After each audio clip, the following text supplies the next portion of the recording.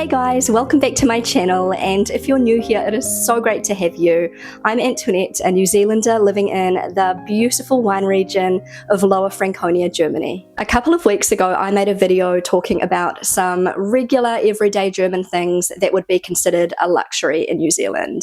And so many of you really enjoyed this video. I've had so many requests for a part 2. So that's what I'm going to be doing in this video today. So I'm going to jump straight into it. Something that's considered pretty normal here in Germany, but would definitely be considered a luxury in New Zealand, is having solar panels on your roof. In more recent years, solar panels have become a lot more mainstream in New Zealand, so some people have them, but they are definitely not as popular as they are in Germany. Here in Germany, solar panels are a lot more common and easily accessible for the average family. In Germany, solar panels are not just reserved for homeowners. Many landlords will install solar panel systems on their rental properties as an investment. New Zealand is known as Aotearoa, land of the long white cloud. Most areas of New Zealand get significantly more sunshine energy per year than Germany does. Yet Germany has one of the highest amounts of solar per capita in the world. Germany's success with solar energy can largely be attributed to supportive government policies, including public funding, economic incentives, and Germany's deeply rooted environmental consciousness. Meanwhile, New Zealand, despite having the ideal conditions for solar adoption, faces challenges with government incentives and cultural perspectives on energy. New Zealand is still growing its solar industry, so prices are higher due to less competition. I will be jumping into the next point really soon, so please stick around. I just want to take a moment to introduce you to today's wonderful partner, Zendure. Zendure is not just another tech company, it's a pioneering force in clean energy solutions. Their mission is to deliver reliable and affordable clean energy for households worldwide through innovative energy tech. Their message is simple, ensuring a sustainable future, which is something we all want. In 2024 alone, Zendure users across Europe generated over 13 million kilowatt hours of clean energy. That's equivalent to planting forests covering 461 football fields. Think about that, it's mind-blowing.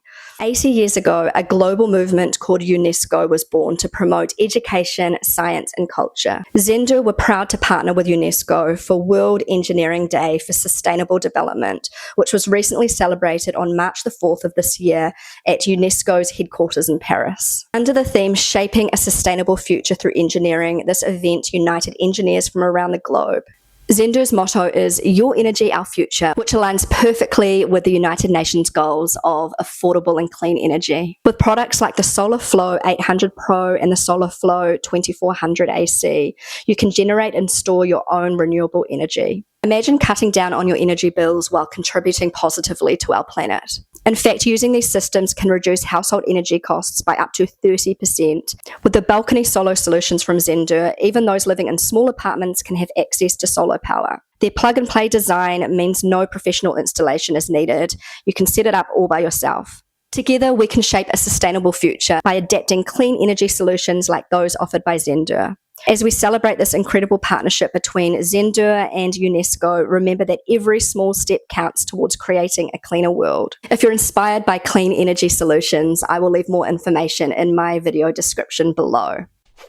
Okay, so moving on to number 2, something that is considered really normal here in Germany but would be considered a luxury in New Zealand is clay roof tiles. Most homes and apartment buildings here in Germany have roof tiles made of terracotta clay. In more modern homes in Germany, you'll see a lot of dark grey roof tiles, but they are made of the same materials as the terracotta roof tiles. They're just a different colour.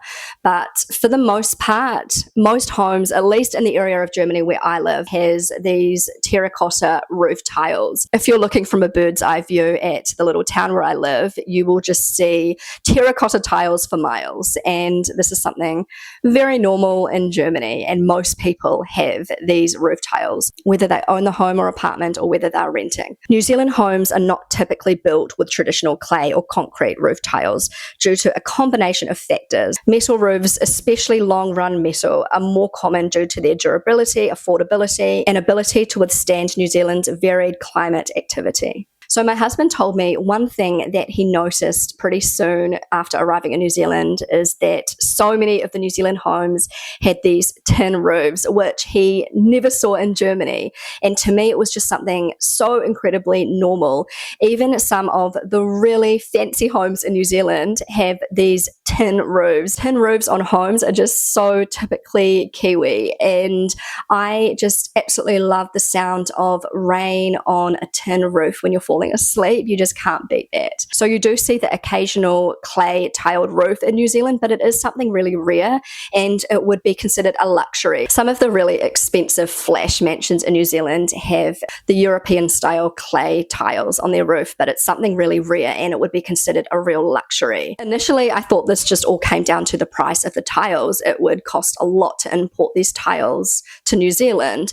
But after researching for this video, I found out that the main reason we don't have these tile roofs is because they are super dangerous in New Zealand due to the earthquakes, the frequent earthquakes. So from a New Zealander's point of view, these clay tiles look really grand and expensive, but imagine being in an earthquake and having these really heavy, sturdy tiles falling on you. You just don't want that to happen. So it makes complete sense that New Zealanders would prefer a lighter material because of the risk of injury during an earthquake. So I think that is probably the main reason, but also the cost factor. Okay, so number 3, something that is considered really normal here in Germany, but would be definitely considered a luxury in New Zealand is electric cars, like really fancy electric cars. Now, I'm not saying that there aren't electric cars in New Zealand. In fact, according to my research, in more recent years, they have become increasingly more popular in New Zealand.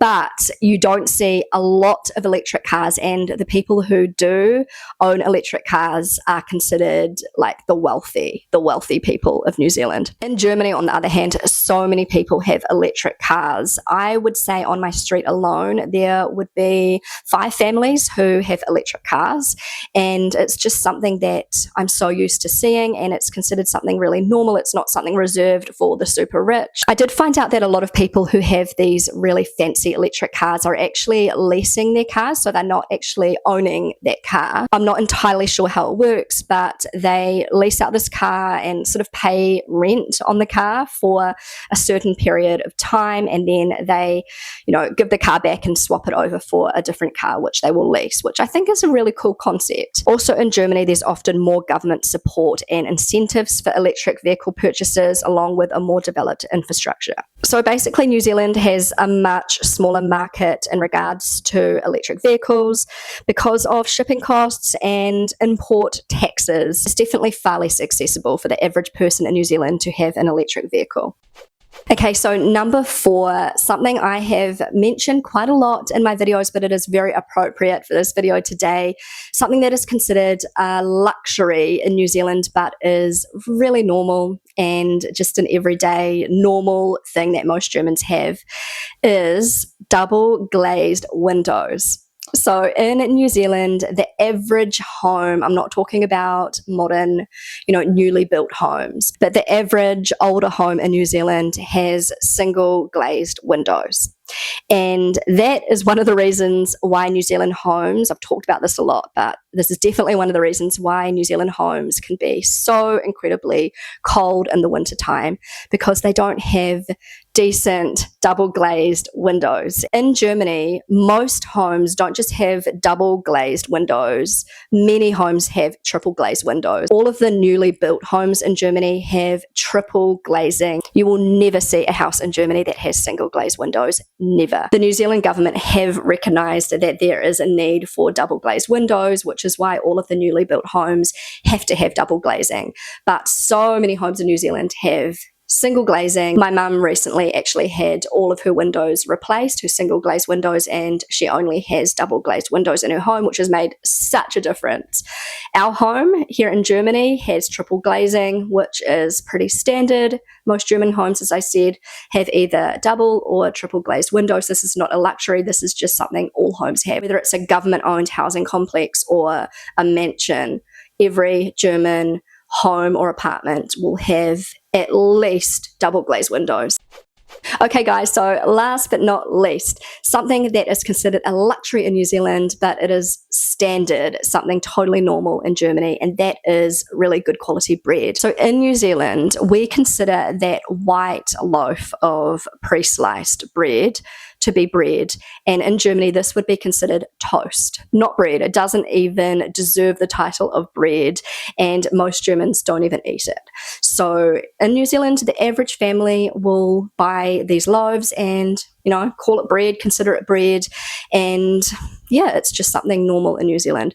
I have to say, I do not eat bread because I have celiac and autoimmune disorder, so I have to stay away from gluten. But the rest of my family are not gluten-free, and, you know, they love the bread here in Germany. And that standard bread in Germany is this really dark, dense, really good quality bread, which is apparently incredible. Germany is well known for its amazing bread. In New Zealand, you are going to be paying so much for a good quality loaf of bread. This is something that you can pick up from your local bakery, but you can also pick it up from your local supermarket and discount supermarkets, and it's going to cost you a couple of euros. And in the supermarkets here, there are machines that can slice your bread for you. It's really cool. And it's not going to cost you a lot to eat really good quality bread. But in New Zealand, to be eating this quality of bread every day, it's going to cost you so much. We do have some really great bakeries in New Zealand, but I would say, I'm not 100% sure, but I would say it would cost you about 10 New Zealand dollars to buy a really nice, good quality loaf of bread from a bakery, which is what you would get at a standard discounter in Germany. So it's definitely a luxury in New Zealand to eat this really nice fancy bread, and in Germany it is considered something totally normal. So guys, I have come to the end of this video. I really hope you enjoyed it. Before I go, I just wanted to once again give a big thanks to Zendure. If you're inspired by renewable energy solutions and would like to check out Zendure, I will leave more information in my video description below. Thank you so much for watching. If you enjoyed this video, then don't forget to give it a big thumbs up. It really helps out my channel. It helps to get my videos out there and noticed. If you enjoy my videos and you haven't already subscribed to my channel, I would absolutely love you to consider subscribing. That would mean so much to me. Feel free to connect with me on Instagram, and I will see you again really soon. Bye.